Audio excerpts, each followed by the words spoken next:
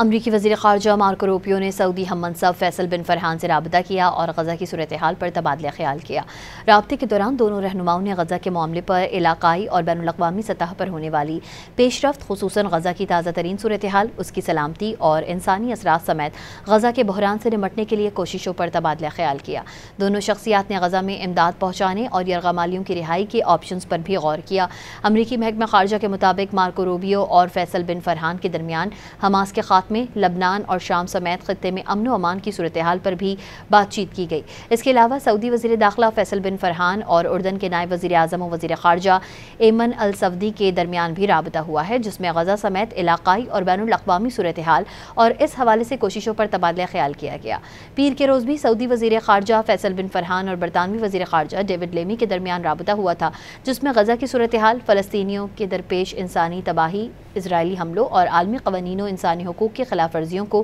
روکنے کی ضرورت پر بات کی گئی تھی۔